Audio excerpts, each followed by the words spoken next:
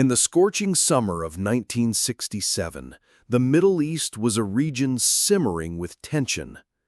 Decades of political hostility, ideological rivalry, and unresolved territorial disputes had brought the Arab world and the young state of Israel to the brink of open warfare.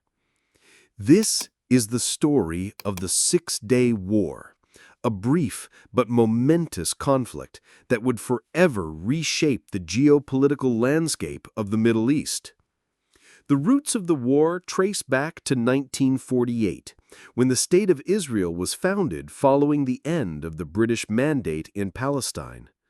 The Arab nations, rejecting the United Nations partition plan and the legitimacy of a Jewish state, launched a full-scale invasion. Israel survived and even expanded its territory, but bitterness and humiliation lingered across the Arab world.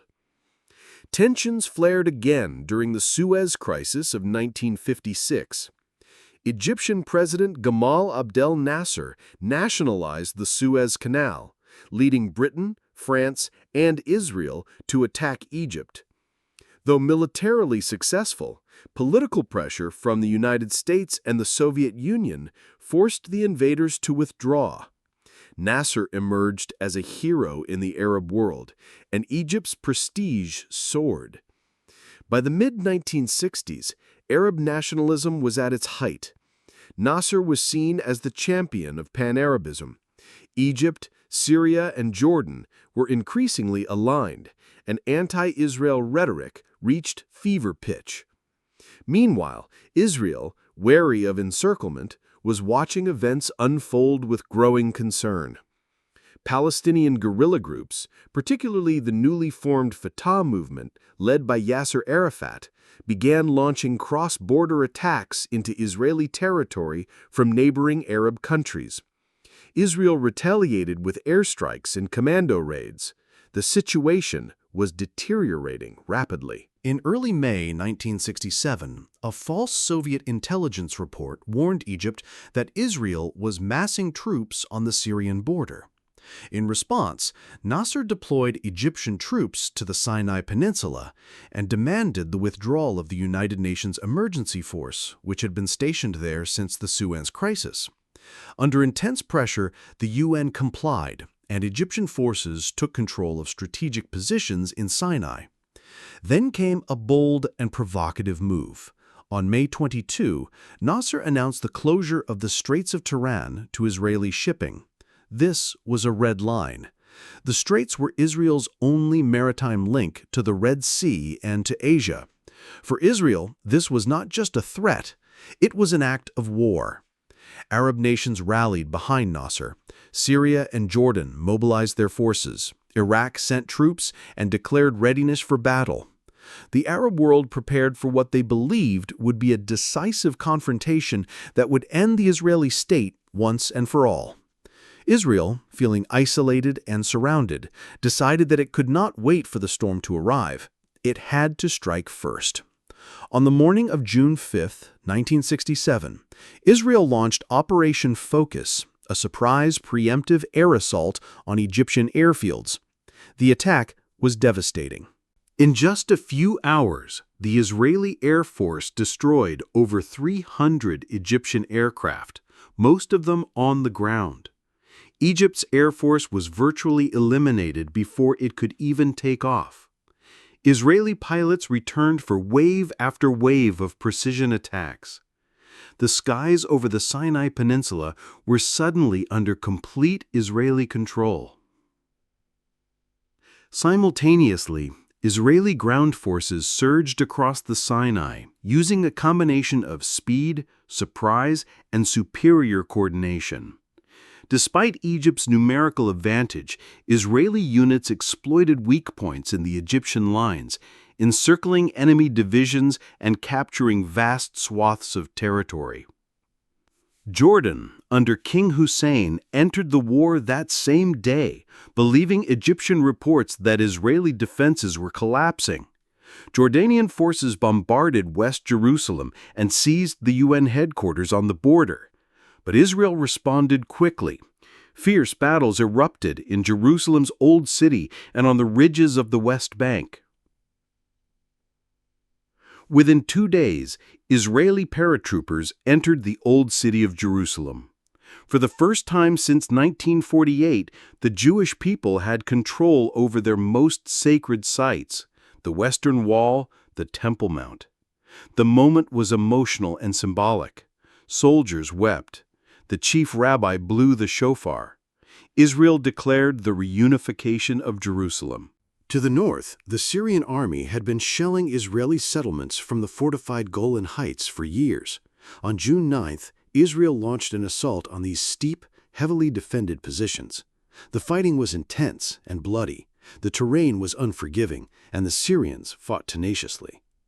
But the Israeli army, determined to eliminate the constant threat, pushed forward.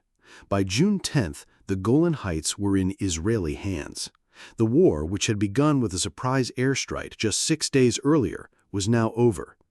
In 6 days, Israel had achieved one of the most dramatic military victories in modern history. The Egyptian army was in tatters, its air force shattered. Jordan had lost the West Bank and East Jerusalem. Syria had lost the Golan Heights. Israel's territory had more than tripled. It now controlled the Gaza Strip and the entire Sinai Peninsula from Egypt, the West Bank and East Jerusalem from Jordan, and the Golan Heights from Syria. But victory came at a cost. Over 700 Israeli soldiers had died, and thousands more were wounded. Arab casualties were much higher, tens of thousands killed, wounded, or captured. The human toll was immense. Refugees fled. Cities were devastated. The political aftershocks would be felt for decades. The Arab world was stunned. What was supposed to be a united assault to destroy Israel had ended in humiliating defeat. Riots broke out in Arab capitals. Regimes teetered. Nasser, taking responsibility for the loss, announced his resignation, only to be reinstated after massive street protests. In Israel, the mood was euphoric. For the first time, the nation felt secure. Strategic depth had been gained. Holy sites had been reclaimed. But new questions quickly emerged. What to do with the territories? How to govern a hostile Palestinian population in the West Bank and Gaza? Would peace ever be possible? The United Nations quickly convened to address the crisis. In November 1967, the UN Security Council passed Resolution 242, calling for Israeli withdrawal from territories occupied in the war in exchange for peace and recognition from the Arab states. The principle of land for peace was born, but would remain elusive for years. The Six-Day War created new realities. It ended the era of pan-Arab military offensives. It demonstrated Israel's military dominance, but it also sowed the seeds of long-term occupation, resistance, and cycles of violence. Palestinians who had hoped that Arab armies would liberate their land now found themselves under direct Israeli rule. A new wave of Palestinian nationalism emerged, centered not on Arab unity, but on independent struggle. The PLO gained prominence. The cycle of terror, retaliation, and despair intensified. Over the following decades, the consequences of the Six-Day War would define Middle Eastern politics. Egypt and Jordan would eventually sign peace treaties with Israel, Egypt in 1979, Jordan in 1994, but the Palestinian question remained unresolved. To this day, the legacy of those 6 days in June 1967 reverberates. The status of Jerusalem, the future of the West Bank, the plight of Palestinian refugees, the Golan Heights. These issues all trace back to that brief but pivotal war. The Six-Day War was more than a military campaign. It was a turning point. It redrew borders, redefined power dynamics, and left behind a complex and painful legacy. It was a war that lasted only 6 days, but its echoes have lasted for generations. Thanks for watching. If you enjoyed this video, Like, share, and subscribe for more powerful stories from history. Don't forget to hit the bell icon for future updates.